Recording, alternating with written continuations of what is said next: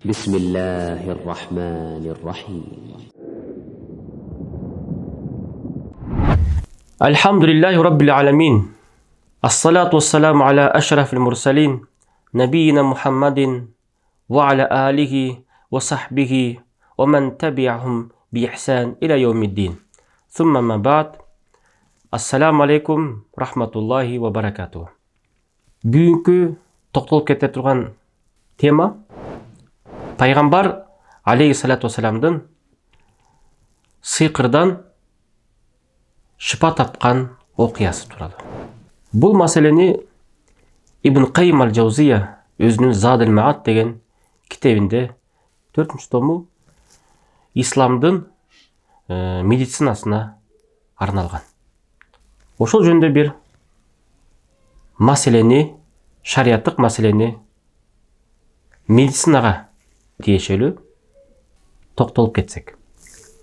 Пайғамбар алейхиссаламды күндердің бірінде бір жігіт аты Лабид ибн А'сам деген жігіт пайғамбарымызға сиқыр оқиды. Пайғамбардың үйіне келіп, таранған тарағынан чачын же сақалдары қалып қалған болса, ошоны алып тұрып сиқыр оқытқан. Сиқырды ал түйіндерге байлаған. Ошон үчүн ар бир түйүндү сыйкыр окуйт сыйкырчы. Демек, бул киши Аллахтын лаанасы болсун, Аллахтын каргышы болсун. Бул киши пайгамбарыбызды өлсүн деп өлүмгө сыйкыр окуган. Анан кийин ошол сыйкырын аты Зарвам деген кудукка кирип катып койгон. Анан кийин ошондой бир пайгамбар алейхиссаламдын окуясы. Бул хадисти Имам аль-Бухари, Имам аль-Муслим, Ибн Кайимдин китебин ачтык. 124 бетинде Задул Маатта мындай деген хадисти алып келет. Ан Айшата радиаллаху анха аннаха қалат. Айшаның өз риwayat, ушундай хадис: Сухира Расулуллахи саллаллаху алейхи ва саллям хатта ин кана ла юхаййлу илейхи аннаху яти ниса'ah ва лам ятихинна ва залика ашадду ма якуну мин ас-сихр. Пайгамбар Аллахтын элчиси сыйкырланды. Ага негизинен өлүмгө окулган сыйкыр болду эле, бирок Аллах субханаху тааля аны башка сыйкырдын түрүнө өзгөртүп койду. Бирок кандай түрү дейт? Жана кандай? Ага акылына момундай кылатам деп кыял келерет. Ошондой кыял келерет. Бирок чынында андай кылган эмес. Аялдарына жакындадым деп ойлойт, бирок жакындаган эмес дейт. Бул эң катуу сыйкырлардын бири. Bir rivayette Peygamber aleyhisselam ошентип 40 gün оруп төшөктө жаткан. Дагы бир хадисте эки периште келип Пайгамбар алейхиссалам төшөктө жатканда бир периште бутунун астына отуруп, бир периште Пайгамбардын башынын үстүнө отуруп экөө сүйлөшүп атат. Пайгамбар карап атат. Анан кийин бутунун астындагы периште сурайт экен: "Ма би хаза ражул?" Бұл адамға не oldu? Сухир. Бұл адам сиқырланды дейді. Пайғамбар угуп атат. Мен сахар. Ким сиқырлады? Лабид ибн А'сам. Лабид ибн А'сам жөөттөрдүн белгилүү сиқырчысы. Эмнеге сиқырлады? Чачынан. Демек шариятыбызда сиқырчы болот экен. Экинчиден, ал эмнеге сиқырлайт? Адамга тиешелүү нерсеге сиқырлайт. Чачы, сакалы. Ошон үчүн бизде аталарыбыз, энелерибиз чачтарды катып коюшчу. Эмнеге? Балким ошол сыйкырчылар жетпеш деген максатта. Адамдын кийимине, адамга тиешеси эмне болсо ошого окутат сыйкырды. Эң таасир боло тургандай бири сура, адамдын сүрөтүнө. Ошол үчүн жанакындай ар кандай балдарыңыздардын сүрөттөрүн чыгарып коюп койсоңуздар сыйкырланып калышы мүмкүн.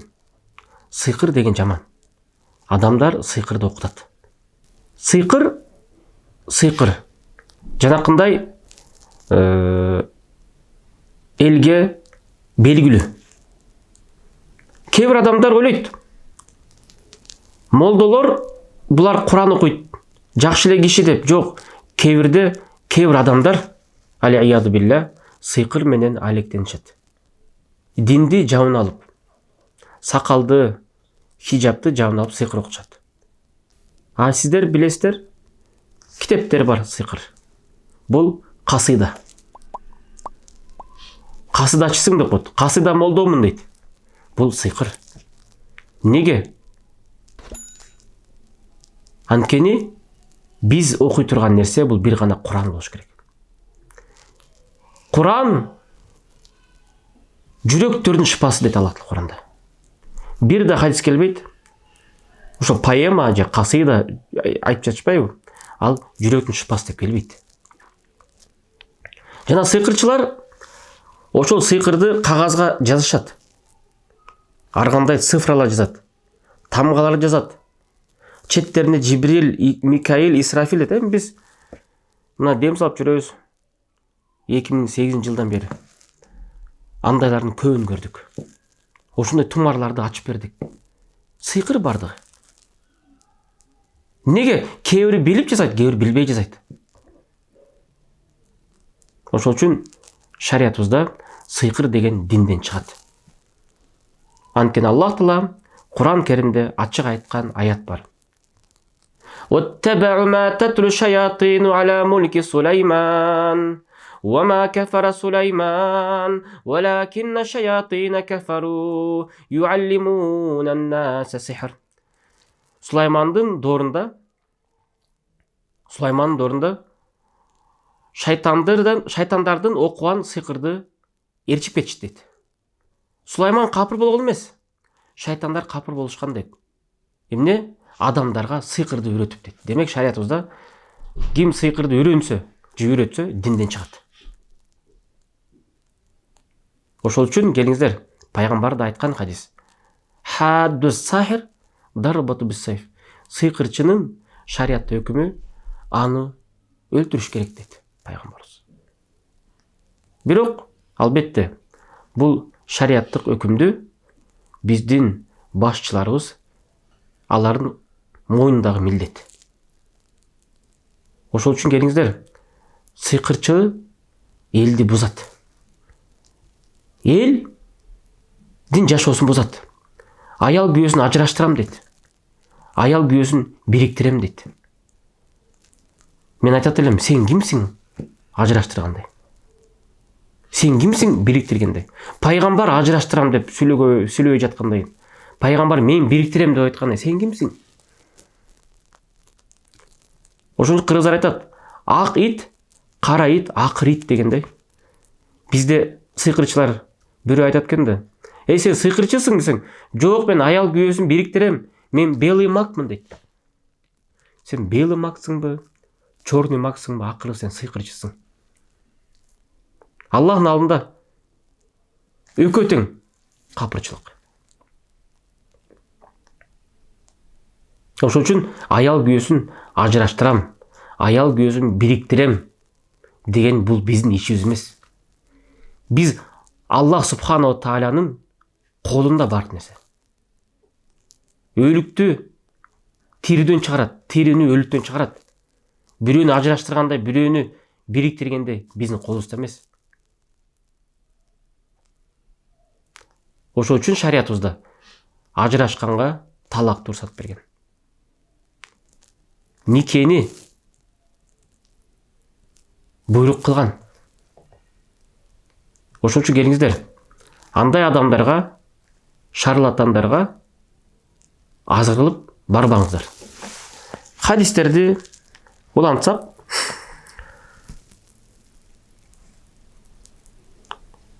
пайгамбар алейхиссалату вассалам айткан.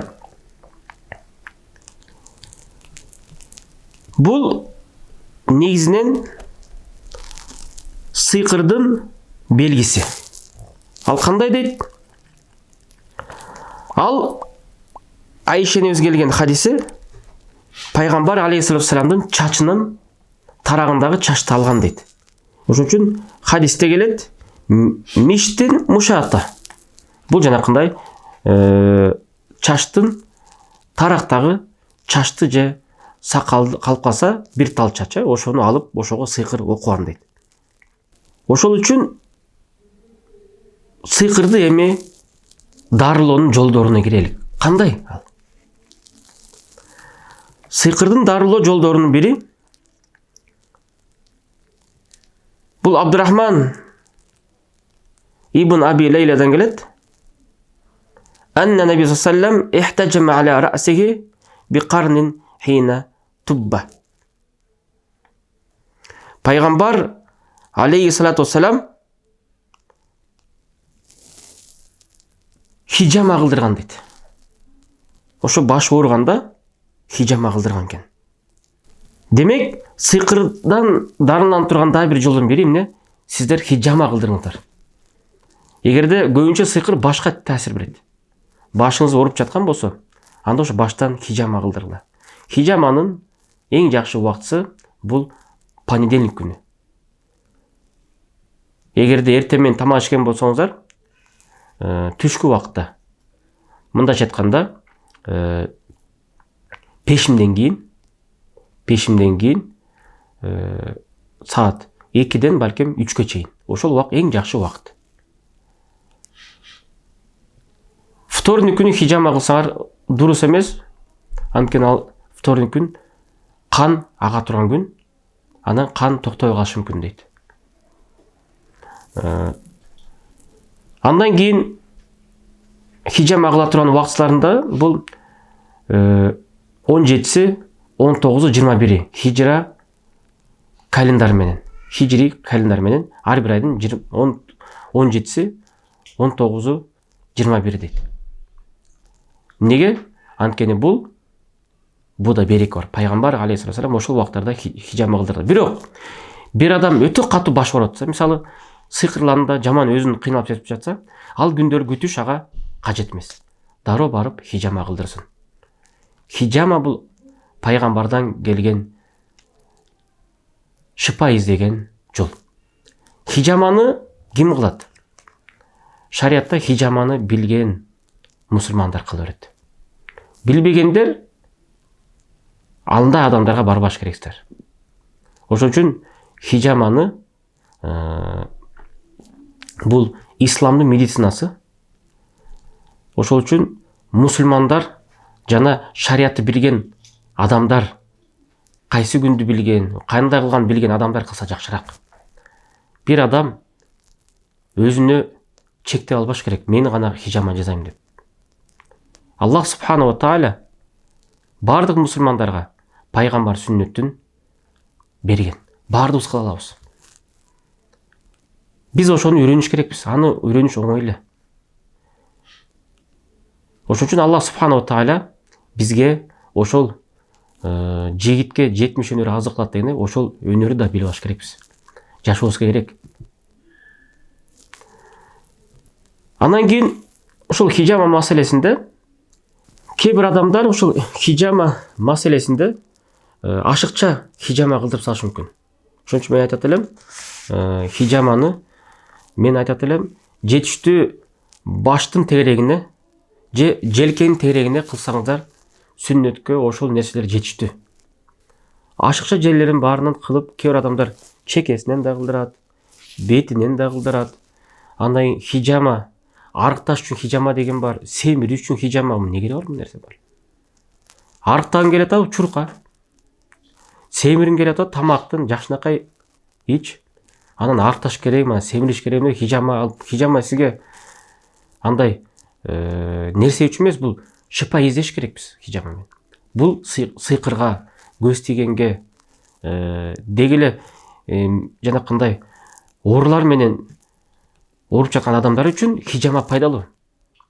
Анан кийин пайгамбар айткан хадис: "Ла туқаббихул вajh" бетиңерди бузбагыла дейт. Ошон үчүн мен бетке хижама кылгандарды мен андай чакырбайт элем.